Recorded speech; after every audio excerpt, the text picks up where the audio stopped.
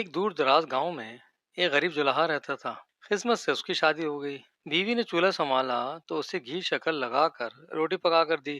जुलाहे ने जी भर कर रोटी खाई और अपने हाथ अपने बाजू से पोंछ लिए और कमर सीधी करने को दो खड़े लेट गया। गर्मियों का मौसम था। मक्खियों ने बाजू पर यलगार कर दी। जुलाहे ने तंग आकर बाजू पर एक हाथ जो मारा तो बहुत सी मक्खियां वहीं ढेर हो गईं। गिनी तो 30 निकली। जोलाई ने सर ऊंचा किया और अपनी नई नवेली दुल्हन पर रोब जमाते हुए कहा, देखी मेरी बहादुरी, एक ही वार में 30 के 30 दुश्मन ढेर कर दिए। आइंदा से मुझे 30 मार खान कहकर बुलाया करना। बीवी ने जवाब दिया कि मैं तो कह दूं, मगर सारा गांव तुम्हारे 7 नस्लों से वाकिफ है, वो तुम्हें क्यों खान मानेगा। फैसला हुआ कि गांव छोड़कर किसी दूर दराज इलाके में जाया जाए जहां कोई जोलाहे को जानता ना हो और वहां 30 मार खान बनकर रहा जाए। कोसों दूर एक शहर में पहुंचकर 30 मार खान ने मुलाजमत तलाश करनी शुरू की। पता चला कि राजा की फौज में भर्ती हो रही है। 30 मार खान उधर पहुंचे। दारोगा ने नाम पूछा तो कहने लगे, मैं 30 मार खान हूँ, एक बार में 30 दुश्मनों को ढेर करने वाला बहादुर 30 मार खान। दारोगा बहुत मुतासिर हुआ और राजा को खबर की कि एक पहलवान आया है जो एक बार में ही 30 दुश्मनों को मुर्दार कर देता है। राजा बेताब हुआ और ऐसे बहादुर की ज़ियारत करने को उसे दरबार में बुला लिया और उसकी खूब तकरीम की। ये देखकर उसके पुराने दरबारी हसद का शिकार हो गए। उन्होंने राजा को कहा, शुक्र है ऐसा बड़ा सूरमा आपके दरबार में आया है। अब ये जरूर उन 7 खूनख्वार डाकुओं से हमारी राय को निजात दिलाएगा जो पहाड़ों में मुसाफिरों को कत्ल करके उनका माल लूट लेते हैं। राजा को यह आइडिया बहुत पसंद आया और उसने 30 मार खान को सातों पहाड़ी डाकुओं का कला कमा करने का हुक्म दिया। 30 मार खान निहायत परेशानी के आलम में घर वापस पहुंचा और बीवी को कहा कि चलो भाग चलते हैं, इससे पहले कि मैं जान से जाऊं। 30 मार खान की बेगम ने उसे तसल्ली दिलासा दिया और 7 मीठे पराठे जहर मिलाकर पका दिए। 30 मार खान को कहा, पहाड़ों पर जाओ और कुछ माल और ये पराठे एक गठरी में बांध लो। डाकू आए तो दूर से ही उनको देखकर गठरी फेंक कर भाग जाना और छुप कर उनको देखते रहना। 30 मार खान ने यही किया। डाकू ने उसे गठरी फेंक कर भागते देखा तो रुक कर गठरी खोली और इसमें माल दौलत देखकर इसे आपस में बांटने लगे। सामान के साथ बंधे 7 मीठे पराठे देखकर उनकी भूख खुल गई। सब ने एक एक पराठा खाया और सब वहीं ढेर हो गए। 30 मार खान छुप कर उन्हें देख रहा था। उसने उनका माल दौलत और हथियार अपनी गठरी में बांधे और राजा के दरबार में आकर उसके सामने ढेर कर दिए। राजा ये माल देखकर खुश हुआ, लेकिन फिर उसने कहा कि हथियार तो कुल 7 थे। उसने पूछा, खान साहब आपके हथियार कहाँ हैं। 30 मार खान ने फखर से सर बुलंद करके कहा, मुझे पता चला था कि वो सिर्फ 7 हैं। 20-30 जने होते तो मैं हथियार लेकर उनके मुकाबले में निकलता।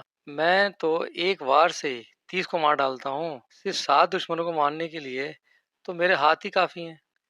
राजा बहुत मुतासिर हुआ और 30 मार खान को उसने फौज का सिपह सलार बना दिया। 30 मार खान की ये तकरीम देखकर दरबारी मजीद हसद में मुब्तला हुए। कहने लगे कि आदमखोर शेर ने करीबी गांव में उधम मचाया हुआ है, कोई इसे मार नहीं सका और वो दर्जनों आदमी खा गया है।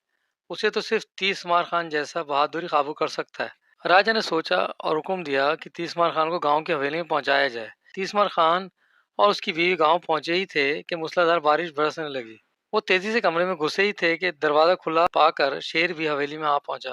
30 मार खान ने दरवाजे के जरिए से देखा कि बाहर सहन में शेर घात लगाए बैठा है। ऊंची आवाज में बोले, तलवार पकड़ाओ, मैं भी जाकर इस शेर की बोटी बोटी करता हूँ। बीवी कहने लगी, ठहरे खान साहब, इस अंधेरी रात में शेर बहुत खतरनाक होगा। 30 मार खान कहने लगा, शेर से तो मैं क्या डरता हूँ, ऐसे 100 शेर मार चुका हूँ। मुझे डर तो टपके का है, छत से टप टप टपका गिर रहा है, मुझे इसका खौफ है। ऐसे 1000 शेर को ये टपका खा जाता है। शेर डर गया कि ये टपका ना जाने क्या भला है जो 1000 शेरों से बढ़कर खतरनाक है। वो डर कर स्टोर में छुप गया ताकि टपके से बच सके।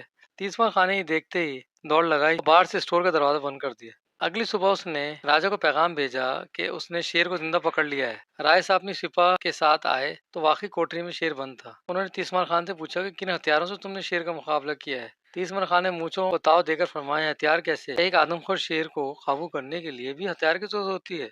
मैंने उसे दोनों कानों से पकड़ा, कांधे पर लादा और इधर कोठरी में बंद कर दिया।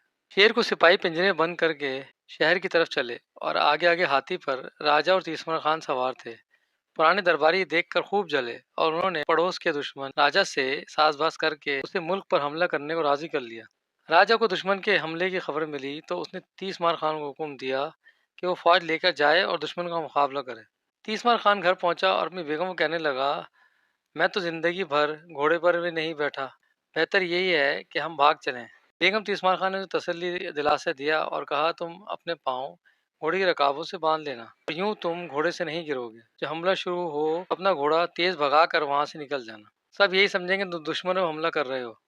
अगर तुम्हारी फौज जंग जीत गई तो वापस फौज में मिल जाना, हार गए तो जान बचाकर भाग जाना। तीस्मार खान ने ऐसे ही किया। सिपाहियों को रकाबों से पांव बांधने का हुक्म दिया तो हक्के बक्के रह गए।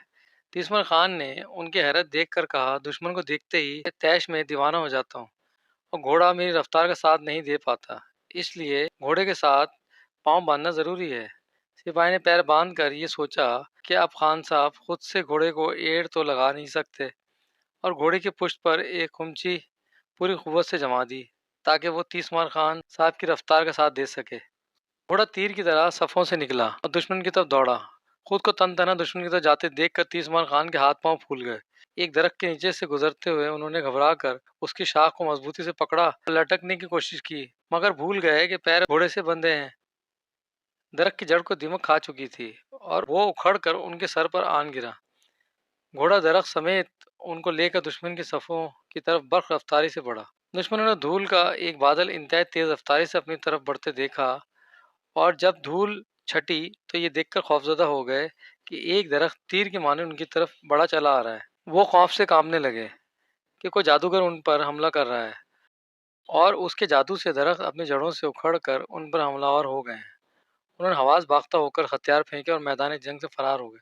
तीसमार खान दुश्मन को तन तनाशी का फाश देकर वापस पलटे तो राजा ने किले से बाहर निकलकर उनका खुद इस्तकबाल किया और उनका इनाम इकराम से नवाजा।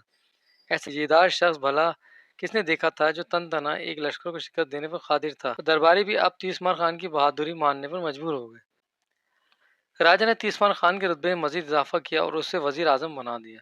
यूं सब हंसी खुशी रहने लगे।